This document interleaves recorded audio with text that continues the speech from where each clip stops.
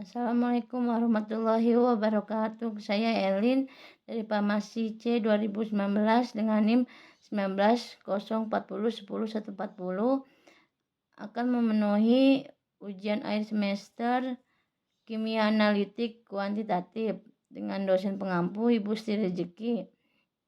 Di sini saya akan menjelaskan tentang titrasi iodimetri dan titrasi bromatometri. Yang pertama, titrasi iodimetri atau titrasi secara langsung adalah analisa titrimetri untuk zat-zat reduktor seperti natrium tiosulfat, arsenat dengan menggunakan larutan baku iodin. Prinsipnya, titrasi langsung menggunakan penetrasi I2 untuk menetapkan kadar reduktor.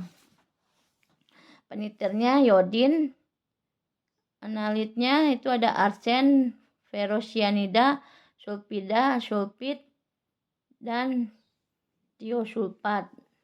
Indikator yang digunakan yaitu kanji. Cara penetapan kadar atau metode. Reduktor yang akan ditetapkan kadarnya langsung dititrasi dengan larutan iodin. Contohnya itu vitamin C, tiosulfat, sulfida, sulfit, dan ferrocyanida. Digunakan untuk analisa kuantitatif senyawa-senyawa yang mempunyai potensi oksidasi lebih kecil daripada sistem. Metodenya, titrasi yang dilakukan untuk zat-zat dengan oksidasi potensial yang lebih rendah dari sistem iodium iodida. Di sini digunakan larutan baku iodium. Metode ini dinamakan metode titrasi langsung atau iodimetri atau zat uji reduktor. Contoh atau aplikasi penggunaan titrasi di bidang farmasi. Dalam Farmakopeia Indonesia, titrasi iodimetri digunakan untuk menetapkan kadar obat-obatan. Contohnya, untuk menetapkan kadar asam askorbat atau vitamin C, metapiron atau antalgin, natrium askorbat, serta natrium tiosulfat dan sediaan injeksinya. Yang kedua, titrasi bromatometri adalah salah satu metode penetapan kadar suatu zat dengan prinsip reduksi oksidasi, di mana oksidasinya itu sendiri adalah suatu proses yang melibatkan hilangnya satu elektron atau lebih dari zat, atom, ion, atau molekul. Bila suatu unsur dioksidasi, keadaan oksidasinya terbentuk ke harga lebih positif. Suatu zat pengoksidasi adalah zat yang memperoleh elektron dan dalam proses itu zat tersebut direduksi. Prinsipnya, kalium bromat adalah oksidator kuat dalam suasana asam yang oleh reduktor akan direduksi menjadi bromida. Pentiternya kalium bromida atau kalium bromat. Analitnya HCl, indikatornya metil jingga atau metil merah. Selain menggunakan indikator, titik akhir titrasi dapat ditandai dengan terbentuknya brom bebas yang menyebabkan warna larutan menjadi kuning muda.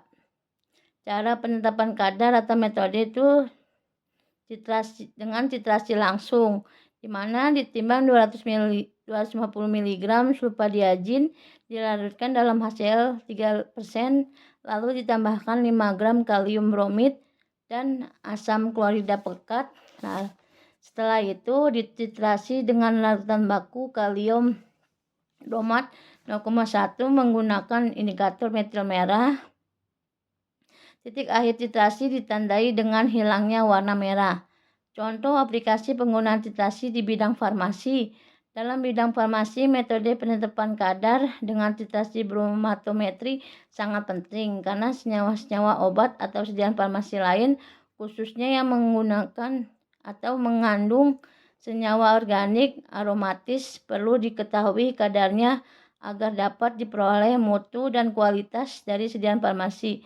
Metode bromatometri dapat digunakan untuk penetapan kadar sulfadiazin, di mana brom akan mensubstitusi sulfadiazin pada inti benzen. Di sini saya akan menjelaskan perbedaan titrasi iodimetri dan titrasi bromatometri. Di mana iodimetri kegunaannya menetapkan kadar obat-obatan seperti asam askorbat atau vitamin C, metapiron atau antalgid, dan menetapkan kadar reduktornya.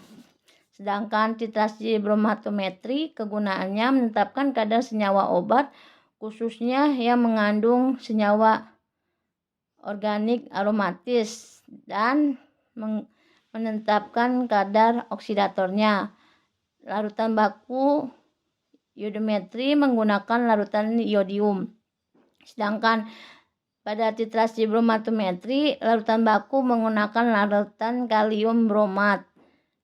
Indikator yang digunakan dalam titrasi iodimetri menggunakan larutan kanji atau amilum, sedangkan titrasi bromatometri menggunakan indikator metil jingga atau metil merah. Reaksi titrasi iodimetri, iodium bereaksi langsung dengan reduktor atau zat uji dalam suasana asam. Sedangkan reaksi titrasi bromatometri salah satu metode oksidimetri dengan reaksi oksidasi dari ion bromat atau BrO3-. Sekian penjelasan dari saya. Kurang lebihnya saya minta maaf. Wassalamualaikum warahmatullahi wabarakatuh.